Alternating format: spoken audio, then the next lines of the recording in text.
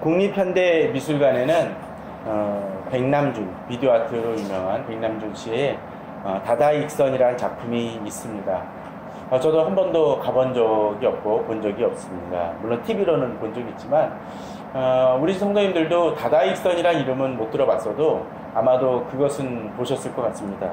마치 무슨 뭐 바벨탑이라도 되는 것처럼 TV 브라운관, TV들이 둥그렇게 세워져 있는 그 작품을 보신 적이 있으실 거예요.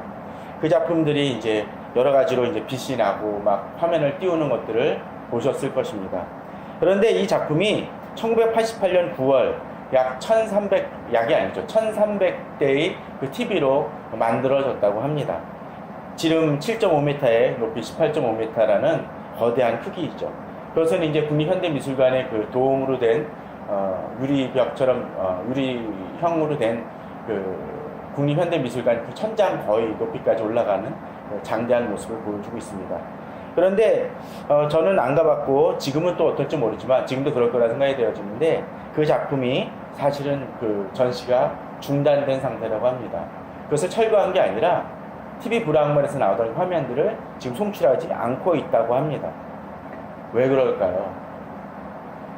이것이 88년이라는 것을 생각을 하면 98, 2008년, 2018년을 생각을 하면 30년이 이제 돼갑니다. 이 30년이 돼가면서 이 작품에 어려움이 하나 생겼습니다. 뭐냐면 더 이상 그 TV 브라운관을 이제는 생산하지 않는다라는 거죠. S전자라는 곳에서 원래 그 TV 브라운관을 후원을 하고 지원을 했었는데 거기서도 이제 이 브라운관을 중단을 시키고 이제는 단종이 되어지고 그래서 이제 여러 동남아시아 쪽을 통해서 이 고장이 날 때마다 그것을 이제 수입을 해다가 고치고 교체를 하고 그랬었는데 이제는 그러기도 쉽지 않게 됐다고 합니다. 또한 TV 브라운관이라는 걸 생각을 해보십시오. 아마도 이런 폭염 때는 TV만 켜도 더울 겁니다. 그런데 브라운관이라고 생각을 해보십시오. 그 발열량이 엄청난 겁니다. 더더군다나 1300대의 TV가 다 켜져 움직입니다. 그리고 그 가운데로 이 공기 순환하는 그런 장치가 있긴 하지만 위로 갈수록 좁아지기 때문에 더더욱 그 열은 엄청나다고 합니다. 그래서 심지어는 제일 꼭대기에서 불꽃이 튀고 화재 위험성이 있었던 때도 있었다고 합니다. 그러다 보니까 이제 작품을 잠시 중단을 하게 되었습니다. 전원을 끄고 이제 계속적으로 돌아보지만 고민이 생기게 되었습니다. 이 작품을 계속적으로 유지해야 될 것인가 말아야 될 것인가 라는 문제가 되어졌습니다. 그래서 몇 가지 방안이 나왔습니다. 어떤 것일까요? 계속적으로 브라운관을 어떻게든 구해가지고 유지해 나가는 것입니다. 그런데 쉽지는 않겠죠. 두 번째 방안은 이제 TV 브라운관을 현대에 맞춰서 LCD TV나 LED TV로 바꿔나간다고 합니다. 근데 이것도 또한 문제가 있습니다. 왜냐하면 TV 브라운관에 맞춰서 만들었기 때문에 작품을 재구성해야 되는 것이 있습니다. 사실 처음에 이 작품을 만들 때 백남준 씨는 한 300~400대 정도면 되지 않을까라고 추정을 했다고 합니다. 그래서 이 부분의 전문가인 한 사람, 강익준이라는 사람을 부탁을 해서 이 부분에 설계를 맡겼었고 또 그걸 설계를 하다 보니까 이게 300~400대 갖고는 택도 없겠습니다 라고 얘기를 되어져서 심지어는 1003대까지 나오게 됐다고 합니다. 이것도 좀 논의 얘기지만 개천절에 맞춰서 10월 3일을 붙여서 1003대가 됐다고 합니다. 그러다 보니까 이제 막 1000대가 넘겠습니다라고 얘기를 백남준 씨 했더니 그럼 많을수록 좋죠라고 그래서 다다익선이라는 작품 이름이 붙었다고 합니다. 자, 그래서 바꿨다고 쳐봅시다. 근데 또 하나의 문제가 있습니다. 뭐냐면 이미 30년이라는 세월이 지났기 때문에 거기서 나오는 그 내용들, 화면에서 나오는 내용들이 현대와는 약 30년에 너무 큰 시대적 간격이 있다고 얘기를 합니다. 그래서 그것을 그 내용도 바꿀 것이냐라는 또 하나의 고민이 나와져서 지금 계속적으로 회의를 하고 있고 또 그것을 어떻게든 어떻게 해나가야 될지 고민한다고 합니다. 심지어는 철거까지도 생각을 하고 있다고 합니다. 그러면서 얘기를 하는 것이 그런 것입니다. 사실은 백남준 씨는 처음에 그런 문제를 얘기를 했었을 때 언젠가는 그 예술은 영원한 게 아닐 수 있고 그 관리나 그것을 유지하는 그 모든 것은 후대들의 문제이지 나의 문제는 아니다라고 했습니다. 그러니까 철거까지도 염두에 둔 발언이라고 얘기할 수가 있겠죠. 어찌됐건 간에 이렇게 해 나가면서 방안을 추진하고 있어서 이제 결정을 내려서 추후에 결정을 내려서 그 부분에 대한 새로운 대안들이 나올 거라고 지금 고민 중이라는 얘기를 기사를 읽은 적이 있습니다. 저는 그것을 보면서 좀 그런 생각을 해봤습니다. 마치 인간이 한 세대가 30년이라는 것처럼 30년이라는 세월이 지나고 난 다음에 예전에는 정말 첨단의 모습이고 멋있어 보이지만 이제는 바뀌어져야 되고 또 노후화됨을 통해서 여러 가지 문제가 발생되어지는 것처럼 사람의 인생도 그런 것 같습니다. 예전에는 차세대의 지도자라고 불렸던 분들이 지금은 오히려 요새 표현대로 하면 아재가 되어지고 더 고리타분한 얘기들을 한다라는 비난도 받고 있습니다. 물러가라는 이야기도 듣곤 합니다. 또 예전에는 괜찮은 교회였는데 세월이 지나가면서 여러 가지 문제들이 발생되어져서 계속적으로 무리가 되어지고 오히려 지금은 지탄의 대상이 되는 교회들도 종종 있습니다. 또 세습 문제로 인해서 고통받고 있는 교회들 또는 이 한국 교회를 시끄럽게 하는 교회들도 우리는 보게 됩니다. 무엇이 문제일까요? 예전의 과거가 어떠하고 화려한 것도 중요하지만 이제 그 과거를 어떻게 이어가느냐 하는 것은 더더욱 중요한 문제일 것입니다. 지난주부터 시작을 한 이 엘리사에 대한 얘기도 정말로 뛰어나고 하나님의 영광을 드러내고 에녹과 더불어 에녹에 이어서 죽지 않고 하늘에 올라간 선지자였던 이 엘리야지만 그도 이제 떠나갈 때가 되었다라는 것입니다. 그리고 그 뒤를 이을 이제 이 엘리사의 등장을 합니다. 과연 이 엘리사가 어떻게 엘리야를 이었고 또 어떤 면에서 엘리야가 했던 일을 이어가고 또 엘리사의 그 뒤를 행해 나가며 또 발전시켜 나간지를 오늘 본문을 통해서 좀 살펴보았으면 합니다. 오늘 본문을 보게 되면 1절에 그렇게 얘기가 등장을 합니다. 여호와께서 회오리 바람으로 엘리야를 하늘로 올리고자 하실 때 엘리야가 엘리사와 더불어 길갈에서 나가더니 라고 되어 있습니다. 이제 엘리야가 떠나가게 됩니다. 하늘로 올라가게 됩니다. 그럴 때 누가 있습니까? 엘리사가 있습니다. 우리는 지난번에 열왕기상 19장을 통해서 그런 부분을 보았습니다. 엘리야가 로뎀나무 아래서 절망에 빠지고 낭망했었을 때 하나님께서는 예언 3가지를 주시죠. 그러면서 이스라엘 왕이 바뀌어질 것을 얘기를 해주시고 아람 왕이 바뀔 것을 하나님이 알려주십니다. 그죠? 그런 다음에 이제 그거에서 그치지 아니하고 엘리야의 뒤를 이을 누굽니까? 엘리사를 이야기하십니다. 그리고 이 엘리사가 실제로 어떠했습니까? 앞에서 언급한 아람 왕과 이스라엘 왕의 기름 붓고 또 그들이 왕이 될 것을 알려주는 중요한 사역의 연장을 하는 모습을 보여줍니다. 사실 그렇게 사명을 받을 수 있고 예언은 이루어질 수 있지만 그 예언을 위해서 우리들이 해야 될 것이 있음을 지난번에 보았습니다. 엘리사는 평범한 사람이었습니다. 12결이 소를 이끄는 거 봐서는 나름 잘 사는 집안이었던 것 같습니다. 그때 엘리야가 부르자 엘리야가 지나가자 엘리사는 쫓아가려고 이야기를 했고 또 쫓아가면서 소를 잡아서 죽이고 그 음식을 백성들에게 나눠주면서 그제 엘리야를 쫓아가는 모습을 보았습니다. 그렇습니다. 하나님의 부름을 받았다 치더라도 중요한 것은 결단하는 것입니다. 결단하고 출발할 때 무언가의 일을 행할 수 있습니다. 지난 시간에 보았던 것처럼 이제 저희들 8월을 끝내가면서 이 여름을 끝내가면서 그냥 여름 잘 끝나고 이제 폭염이 끝났다라고만 중요한 것이 아니라 이제 본격적으로 시작하게 될 하반기의 일들을 우리가 어떻게 행함을 통해서 2018년을 잘 행해 나가고 또 우리 인생을 달려갈지를 고민해야 될 때임을 우리는 생각해야 될 때라는 것이죠. 자, 그런데 이제 엘리야를 쫓아간 엘리사는 오늘 본문을 보게 되면 이제 엘리야가 하늘로 올라가게 될 때 엘리야 옆에서 이제 엘리사는 동행하는 모습을 보여줍니다. 근데 여기서 본문을 보게 되면 이제 엘리야만 같이 있었던 것이 아님을 보게 됩니다.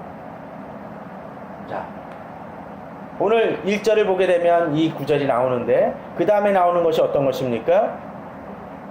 이제 3절, 5절, 5절을 보게 되면 어떤 얘기가 등장을 합니까? 자, 제자들이 또 있음을 보게 됩니다. 베델에 있는 선지자의 제자들이 엘리사에게로 나와 그에게 이르되 여호와께서 오늘 당신의 선생을 당신의 머리 위로 데려가실 줄을 아시나이까? 라고 얘기합니다. 자, 이 엘리야가 승천하는 사실을 누구만 아는 것이 아니라는 거죠. 엘리사만 아는 게 아니라 선지자들이 다 알고 있다는 것입니다. 특별히 보십시오. 오늘 본문을 보게 되면 엘리야는 그냥 바로 올라가는 것이 아니라 어떻게 행합니까? 1절에서 보게 되면 길갈에서 나와서 2절에 보면 베델로 갑니다. 또 베델로 갔다가 또 어떻게 합니까? 4절에 보게 되면 베델에서 여리고로 갑니다. 또 여리고로 갔다가 이제 여리고에서 요단으로 가는 장면이 등장을 합니다. 자, 그러면 3절에 베델에 있는 선지자의 제자들, 또 5절에 여리고에 있는 선지자의 제자들이 보여집니다. 또 7절에 보게 되면 선지자의 제자 50명이서 요단가에 있다가 실제로 건너가는 사람은 누굽니까? 엘리야와 엘리사만 건너가는 모습이 등장을 합니다. 자, 오늘 본문을 보게 되면 베델에 있는 선지자 또 여리고에 있는 선지자들이 분명 엘리사처럼 동일하게 어떻습니까? 엘리야가 하나님에게로 올라간다는 것을 다 압니다. 그냥 죽는 것이 아니라는 것을 이들도 압니다. 그럼에도 불구하고 이들은 어떻게 얘기합니까? 엘리사에게 하는 이야기는 엘리야에게 묻지도 아니하고 엘리사에게 하는 얘기는 여호와께서 오늘 당신의 선생을 당신의 머리로 데려가실 줄. 이들의 관점은 무엇입니까? 엘리야를 감히 자신의 스승이라고 부르지 못하고 있음을 보여줍니다. 그리고 그저 그들은 그곳에서 그냥 베델에 있는 사람은 베델에 머물고 여리고에 있는 사람은 여리고에 머무는 것으로 멈추고 맙니다. 동일하게 사실을 알았습니다. 동일하게 사실을 알았지만 그들은 엘리야를 쫓아가지 않습니다. 뒤에서 살펴보겠지만 바로 살펴보겠지만 엘리야는 엘리사에게 계속적으로 얘기를 합니다. 너는 여기 머물라 라고 이야기를 합니다. 그럼에도 불구하고 엘리사는 쫓아가는 반면에 이 제자들은 거기에 머물고 맙니다. 그럴 때가 있습니다. 동일하게 하나님의 뜻이 무엇인지 알지만 멈추는 이들이 있습니다. 베델에 있는 선지자의 제자들보다는 여리고에 있는 선지자의 제자들이 좀 더 가까웠을 것입니다. 또 여리고에 있는 선지자들보다는 요단강 가에 있었던 선지자 제자 50명이 훨씬 더 가까이 엘리야와 엘리사 곁에 머물었던 사람들입니다. 그러나 그럼에도 불구하고 그들은 멈췄습니다. 하나님을 쫓을 때 그저 머무는 사람은 하나님의 은혜를 경험하지 못합니다. 물론 이들에게 있어서도 선지자의 제자들이라고 불릴 만큼 남들과는 구별된 삶을 살고 있고 또 특별한 인정을 받았을지 모르지만 참 많은 사람들이 괜찮은 그리스도인으로 머무는 경우들이 많이 있습니다. 더 나아가야 될 때 더 나아가지 못하고 멈추는 이들이 있습니다. 진정 하나님의 사람들은, 하나님의 제자들은 멈추는 사람들이 아닙니다. 더욱더 쫓아가는 사람들입니다. 오늘 다음을 한번 볼까요?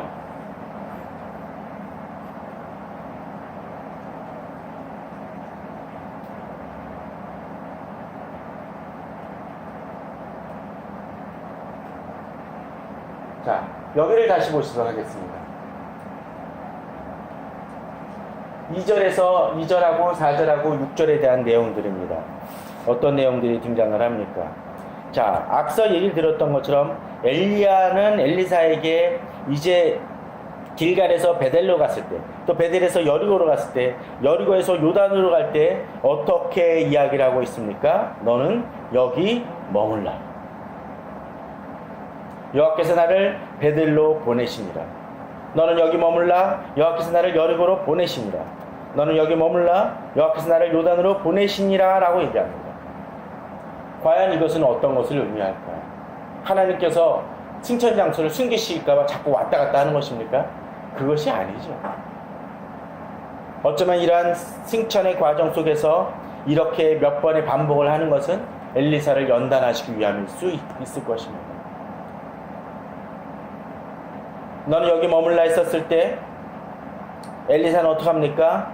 여호와께서 살아계신가 당신 영혼이 살아있음을 두고 맹세하노니 내가 당신을 떠나지 아니하겠나이다 라고 얘기합니다. 오늘 본문에서 보는 것처럼 계속적으로 여호와께서 살아계신가 당신이 살아있음을 두고 맹세하노니 당신을 떠나지 아니하겠다고 이야기를 합니다. 스승의 얘기를 거부하는 거 아닙니까? 불순종하는 것입니까? 아닙니다.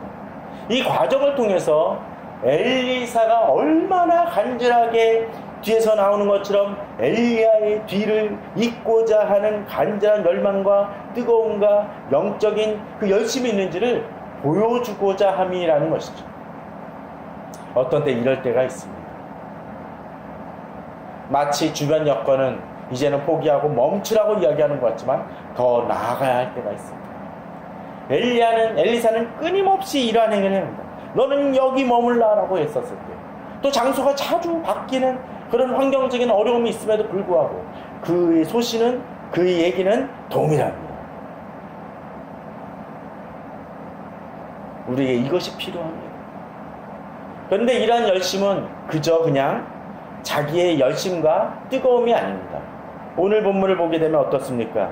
여호와께서 살아계신가 당신의 영혼이 살아있음을 두고 맹세하노니 라고 되어 있습니다. 스승과의 관계를 이야기합니다. 스승이 영성과 그 뜨거움을 알기 때문에 그에 의지하여 당신을 바라보며 저는 나아갑니다라고 얘기합니다. 저는 우리 성도님들에게 좋은 영적 스승이 있기를 바랍니다. 이 시대는 말 잘하고 내게 듣기 좋은 얘기를 하는 스승은 참 많이 있을지 모릅니다. 또 좋은 목사님인데 또는 좋은 영적 지도자인데 그들이 좋다는 건 알지만 인격적인 관계는 맺어지지 않는 것이 태반인 것 같습니다. 안타까운 현실입니다. 좋은 영적 스승과 관계를 맺으십시오. 저는 좋은 영적 스승은 아닐지 모르지만 제 주변의 몇몇 사람들하고는 계속적인 관계를 갖습니다. 수십 년의 관계를 가진 사람들이 있습니다. 왜 그럴까요? 바로 그것이 영적인 부자지간과 같은 그런 모습을 보여주고 있는 것이기 때문에 그렇습니다. 가장 힘들고 어려운 문제를 할지라도 어떤 때는 그 사람한테만큼은 나누는 모습. 그런데 이런 영적 관계는 거기서 멈춰서는 안 됩니다. 무엇입니까? 여호와께서 살아계심의 문제가 있다는 것이죠. 그런 관계가 의미 있는 것은 하나님과의 관계가 형성됐기 때문입니다. 그 여호와께서 살아계심을 두고 여호와께서 내게 살아계시기 때문에 이 관계는 의미가 있는 것입니다. 그러나 이 시대는 그것을 자주 놓칩니다. 진정으로 하나님의 살아계심을 어떤 때는 잊고 살아가기 때문에 교회에는 생활을 하지만 여호와께서 살아계심이 우리 삶의 우선이 되어지지 못하고 교회의 우선이 되지 못하기 때문에 그 교회가 분열을 겪습니다. 당신의 영혼이 살아있음, 곧 지도자에게만 집착하는 교회는 무너지는 교회입니다. 건강한 교회가 아닙니다. 그보다 앞선 것이 무엇이 되어야 됩니까? 바로 여호와께서 살아계심이 되어져야 됩니다. 그것을 붙들 때 진정한 변화와 진정 놀라운 일들은 일어나는 것입니다. 살아있는 교회가 되는 것입니다. 저는 우리 성도님들이 그러한 모습을 이루어가길 바랍니다. 자, 이렇게 하고 나서야 이제 엘리야는 이제 이러한 얘기를 합니다. 건너에 엘리야가 엘리사에게 이르되 나를 내게서 데려감을 당하기 전에 내가 내게 어떻게 할지를 구하라. 엘리사가 이르되 당신의 성령이 하시는 역사가 갑절이나 내게 있게 하소서. 그렇습니다. 엘리야가 이제 이러한 일들을 계속적으로 쫓았던 이유 중에 하나는 엘리야가 떠나기 전에 바로 엘리사가 가졌던 그 성령의 그 능력이, 성령의 임재가 그에게도 동일하게 임하기를 원한다는 것입니다.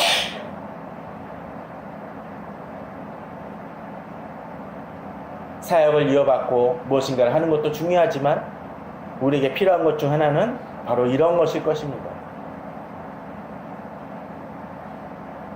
그런데 특별히 여기서 본문은 뭐라고 되어 있습니까? 당신의 성령이 하시는 역사가 갑절이나 내게 있게 하소서. 영적 욕심은 좀 커도 될 것 같습니다. 또한 이렇게 이야기하는 것 중에 하나는 바로 자신이 얼마나 엘리야보다는 부족한 사람인지를 알기 때문일 수도 있습니다. 부족하니까 어떻게 해야 됩니까? 더 도움이 필요하죠. 더 능력이 필요하죠. 엘리사의 이러한 모습들은 그냥 이기심이 아닙니다. 우리에겐 이러한 것이 필요합니다. 그런데 여기서 한 가지 중요한 얘기를 해주고 있습니다. 이르되 10절에서 이르되 내가 어려운 일을 구하는도다. 그렇습니다. 이것은 어려운 일입니다. 쉬운 일이 아닙니다. 인간의 힘으로 되어지는 것이 아니라는 것이죠. 그러기에 어려운 일이라는 표현을 엘리야는 쓰고 있습니다. 그러나 불가능한 일은 분명합니다. 진정 주님의 역사에 이르는 것을 보게 된다라면 그것이 이루어질 것이라고 이제 이야기를 하는 엘리야의 모습을 보여줍니다. 저는 우리 성도님들이 이러한 열심을 갖기를 원합니다. 부족하십니까? 내게 능력이 없고 내게 가진 것이 없고 내게 여러 가지 문제가 많습니까? 그러나 부족하기 때문에 더 능력이 임해야 됩니다. 부족하기 때문에 주께서 더 도우심이 필요합니다. 그렇기 때문에 더 기도함이 필요하고 더욱더 주께 메어달림이 필요합니다. 저는 우리 성도님들이 그러한 일들을 경험하신 우리 성도님들 되시기를 바랍니다. 그런데 오늘 본문 속에서 또 한 가지 주목해 봐야 될 것이 있습니다. 9절의 건너매입니다.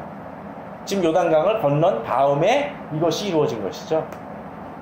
앞서 엘리야를 엘리사가 그렇게까지 쫓아다니지 않았다면 이 얘기를 들을 수 없다는 것입니다. 우리가 열심히 있을 때 하나님의 응답도 이루어지게 됩니다. 자, 우리는 여기서 근데 또 한 가지를 보게 됩니다. 12절을 잠깐 보십시오. 엘리사가 보고 소리 지르되 내 아버지여 내 아버지여 이스라엘 병과 그 마병이와 하더니 다시 보이지 아니하니. 칭찬했습니다. 그런데 이에 엘리사가 자기 옷을 잡아 불로 찢는 장면이 등장합니다. 그리고 그 다음 대치 상품이 뭡니까? 바로 엘리야의 몸에서 떨어진 겉옷을 주워가지고, 그리고 14절에 보면 엘리야의 몸에서 떨어진 그 겉옷을 가지고 물을 칩니다.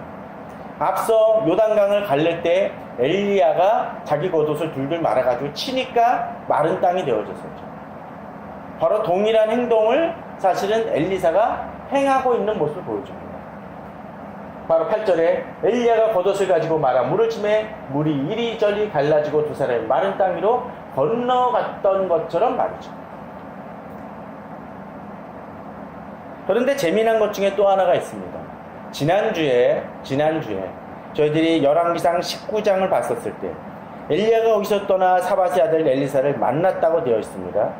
그리고 그가 12겨리소를 앞세우고 밭을 가는데 자기는 12째 겨리소 함께 있더라. 엘리야가 그리로 건너가서 했던 한 가지 행위가 있습니다. 뭐냐면 겉옷을 그 위에 던지더니라는 장면입니다. 이상하죠? 계속적으로 그 겉옷의 이어짐이 보여집니다.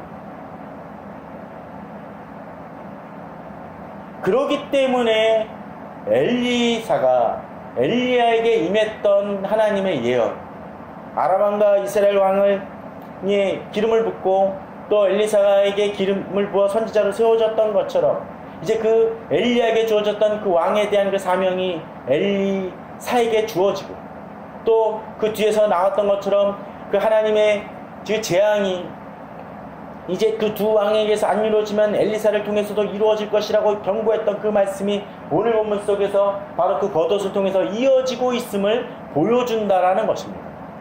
곧 겉옷의 가짐을 통해서 직접적으로 엘리야를 대신할 사람이 바로 누굽니까? 바로 엘리사라는 것을 보여주고 있다는 것입니다. 진정한 이어짐은 바로 이런 것일 것 같습니다. 우리 시대는 그저 그냥 이거 내 아들이니까 세습을 시키거나 얘가 나한테 잘 보이니까 내가 너 그냥 물려줄게 라는 것으로 되어집니다. 심지어는 그런 모습들이 교회 내에서 행해집니다. 그러나 진정한 이루어짐은 그저 그냥 혈연관계가 아니라 진정 하나님과의 관계 속에서 이루어지는 영성으로 이루어지고 사명으로 이루어지고 하나님께서 이끄시고 하나님께서 맡기실 때 이루어지는 것입니다. 우리 시대는 그것을 간과합니다. 내가 잘나고 내가 재능이 있다라고 생각되어질 때 행합니다. 또 이전에 있었던 목사님이나 또는 이전에 있었던 영적 지도자들이 했던 그 모든 과업을 완전히 깡그리 무시하고 자기 계획과 자기 스타일로 가는 경우들이 참 많이 있습니다. 아닙니다. 오늘 본문처럼 그 겉옷을 가지고 이어감이 필요합니다. 단절의 현상이 아니라는 것이죠. 물론 이것은 과거에 있었던 것을 그저 답습하는 것으로만 이야기되는 것은 아닙니다. 저는 여기서 한 가지 좀 더 봤으면 합니다. 12절입니다. 엘리사가 보고 소리 지르되 내 아버지여 이스라엘 병거와 그 마병이 하더니 다시 보이지 않은지라. 자, 이 구절을 잘 보십시오. 뭐라고 부르나요? 엘리사가 엘리야를 아버지여 부르고 이스라엘 병거와 마병. 실질적으로 엘리야는 그냥 평범한 선지자 하나에 지나지 않았지만 돈도 없고 권력도 없는 사람이었지만 이스라엘을 지키는 사람이 누구요? 이스라엘 왕에게 속한 군대가 아니라 바로 엘리야 자신이 이스라엘을 지키는 병거이고 마병이었음을 보여줍니다. 이것은 중요한 사실이죠. 영적 실체의 영적 힘이 어디에 있는지 하나님이 있다는 것을 깨닫는 것을 보여줍니다. 그런데 이 외침을 똑같이 했던 사람이 하나 등장을 합니다. 요새 큐티를 하시는 분들은 기억을 하실 것입니다. 열왕기하 13장 14절입니다. 엘리사가 죽을 병이 들매, 이게 한참 뒤에 설교가 나오겠지만 이스라엘 왕 요아스가 그에게 내려와 자기 얼굴에 눈물을 흘리며 이르되 뭐라고 이야기합니까? 내 아버지여 이스라엘의 병과 마병이여 라고 되어 있습니다. 그도 동일하게 얘기를 합니다. 그러면 이 엘리사의 뒤를 이을 사람이 요아스입니까? 아닙니다. 요아스는 나름 열심히 어느 정도 있었긴 했었지만 이스라엘의 산당을 없애지 않음으로 인해서 결국은 이스라엘이 어려움을 겪게 하는 주범이 되기도 합니다. 같은 말을 반복을 하지만 그 말이 자기의 고백이 되어지지 않는다면 의미가 없습니다. 이 시대에는 하나님을 외치는 많은 사람들이 있고 성경 구절을 외면서 기도하는 사람이 있습니다. 내게 능력 주신 자 안에서 내가 모든 것을 할 수 있니라고 많은 사람들이 기도합니다. 그 작은 자가 천을 이루겠고 그 약한 자가 한국을 이룰 것이라고 얘기하면서 기도하는 사람이 많이 있습니다. 그러나 그렇게 기도한다고 해서 모든 것이 같습니까? 아닙니다. 왜 같지 않습니까? 그것이 나의 고백이 되어지지 않기 때문에 그렇습니다. 이 시대의 문제는 바로 그런 것입니다. 앞서 이야기를 들었던 것처럼 어정쩡하게 쫓아다니는 엘리야의 많은 제자들이 있었습니다. 베델에 있는 선지자들의 제자들, 여리고에 있는 선지자의 제자들도 있었고 요단강 저편에 있었던 선지자들도 있었습니다. 근데 그들은 멀리 서서라고 얘기되어 있습니다. 그들의 문제는 무엇입니까? 쫓되 적당히 쫓았고 쫓되 끝까지 쫓지 않았다라는 것입니다. 이 시대 많은 목회자의 문제나 교회의 문제는 바로 거기에 있는 것 같습니다. 쫓아야 될 때 제대로 쫓지 않습니다. 온전히 쫓지 않습니다. 이스라엘의 왕들의 많은 문제 중에 하나는 산당을 없애지 아니하였다. 여로보암이 죄를 떠나지 아니했다라는 구절로 점철되곤 합니다. 괜찮았는데 그 이상을 넘어서지 못한다는 것이죠. 괜찮은 그리스도인들은 많습니다. 그러나 거기서 머물고 맙니다. 그것은 진정한 능력이 임할 수 없습니다.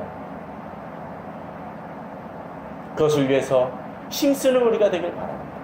최근에 이찬수 목사님의 삼손에 관한 설교를 보면서도 비슷한 내용이 등장하는 경험을 했습니다. 삼손은 능력이 있었던 사람입니다. 그러나 그 능력이 자기의 능력이라 착각했던 사람입니다. 또 언제나 적당히 자기 원하는 대로 행했던 사람이었기 때문에 결국은 눈까지 뽑히고 부끄러움을 당하고 수치를 당하는 사람으로 전락하고 맙니다. 머리가 깎이고서도 하나님의 신이 떠난 줄 모르고 힘쓰다가 결국은 무너지고 맙니다. 저는 우리 성도님들이 이번 엘리의 사회의 그 말씀들을 통해서 진정으로 주님을 어떻게 쫓는 것이 더 합당하고 또 그것이 바람직하고 어떠할 때 진정 엘리야와 엘리사의 능력이 우리들에게 임할지를 고민하고 또 그 답을 찾고 그 은혜를 경험하시는 우리 성도님들 되시기를 바랍니다. 지금 내가 찢어야 할 겉옷은 무엇입니까? 자기에게 남아있던 과거의 그런 것들이면 찢어버리고 이제 진정한 영성을 이어받아서 하나님 앞에 나아가고 또 그 능력을 경험하시는 우리 성도님들 되시기를 주님의 이름으로 축원합니다.